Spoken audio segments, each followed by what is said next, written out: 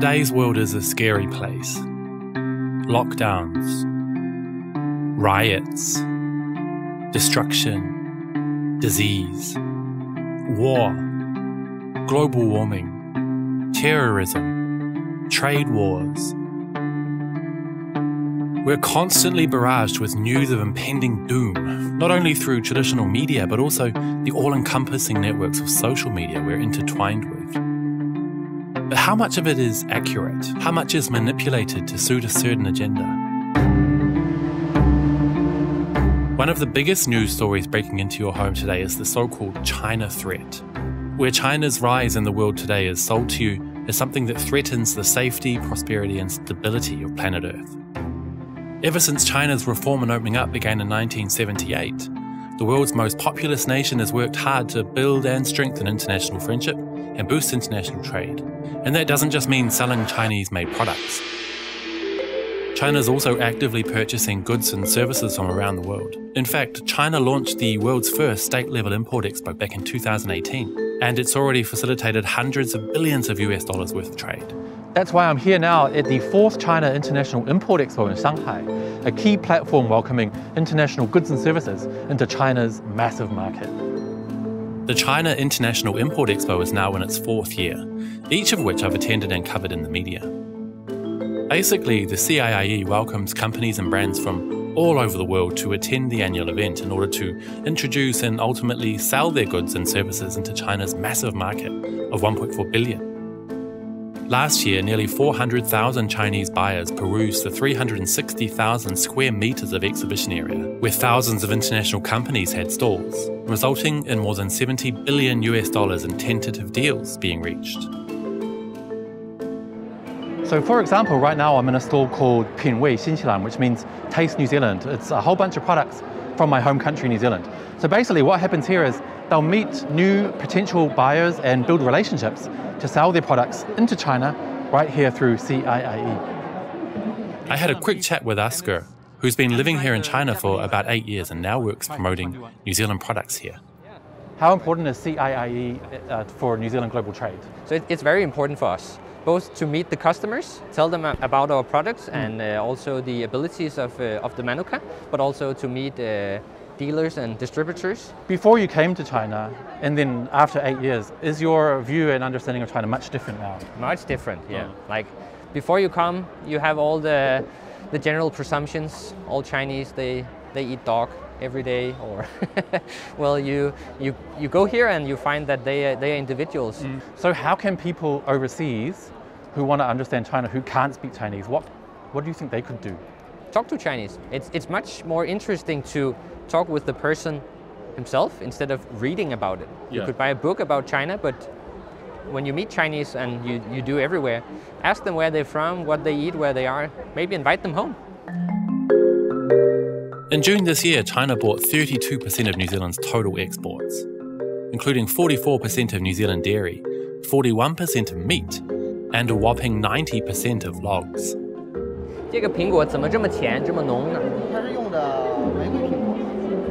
因为是新西兰来的。The concept for the CIIE was spearheaded by Chinese President Xi Jinping, who said, acting as a major platform for international procurement, for investment promotion, for cultural exchange, and for open cooperation, the CIIE is now an international public good for the world to share. Our aim is to turn the China market into a market for the world, a market shared by all, and a market accessible to all. Compare that with the following quote from US President Biden, which I think highlights clearly why one of the West's main goals is to paint China in a negative light. China has an overall goal to become the leading country in the world, the wealthiest country in the world, and the most powerful country in the world. That's not going to happen on my watch. This means that US officials are now thinking of ways to pull China down instead of making their own country better. In this report by CNBC, Biden's Commerce Secretary is trying to rally support from Europe to stop China's innovation. America is most effective when we work with our allies. If we really want to slow down China's rate of innovation, we need to work with Europe. So just to be clear, the US wants to damage China and potentially harm the livelihoods of 1.4 billion people just to win the 21st century, as Biden himself put it. You can see very clearly that one of the world's most powerful leaders speaks of sharing, the public good and open cooperation, while the other speaks in terms of competition and negativity and actively wants to impede progress and development. If you keep this juxtaposition in mind, it's not difficult to understand why Western media paints China in such a negative light.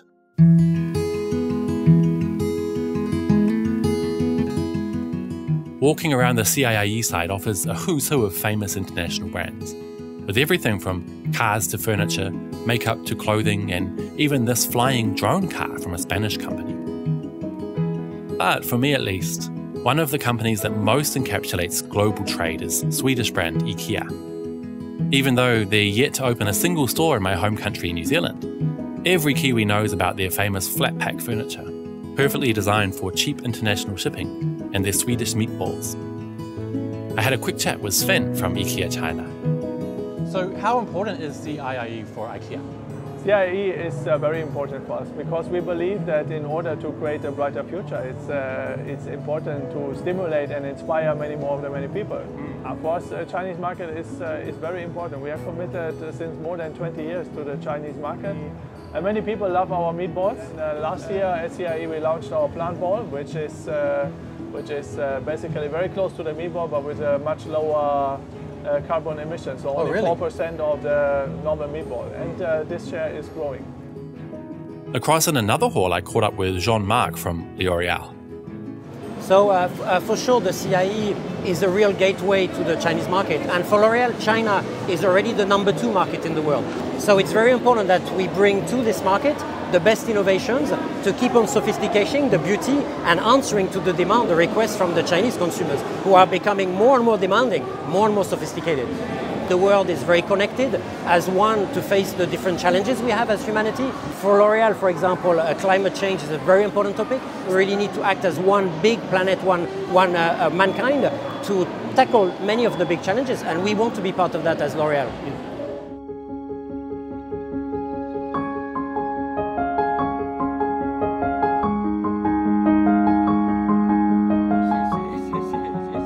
This is Mohammed from Bangladesh.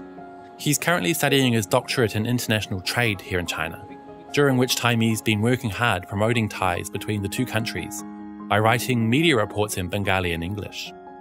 This is his third time at the CIIE, where he covers the event and supports the Bangladesh stalls exhibiting here. Bangladesh is a South Asian country.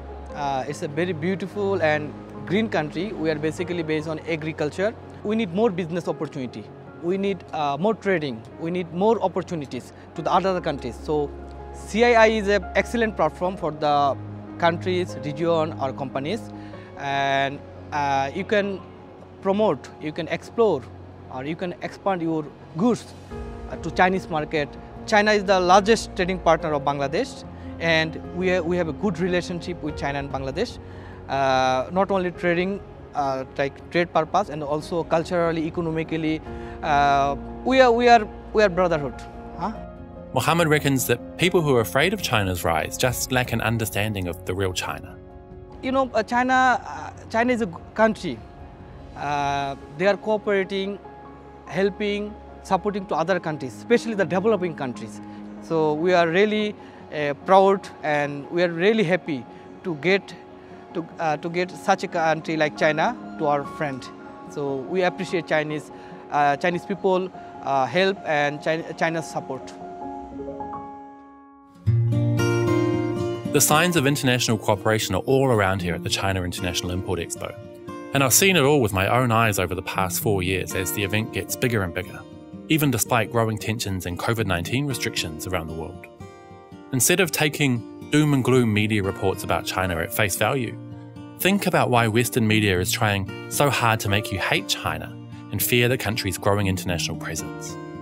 Better still, like Asker from the Taste New Zealand stall pointed out, making Chinese friends and listening to their stories is probably the easiest way to show you that you have absolutely nothing to fear. Well, the 4th China International Import Expo is wrapping up. It's been a busy 6 days with tens of billions of dollars in sales likely to have been made and countless connections built between Chinese buyers and overseas sellers. It's clear that healthy trade and friendly relations are key to the peace, stability and prosperity of today's global world. And despite what some governments and media would like to have you believe, China's open and happy to work with everyone. See you next time.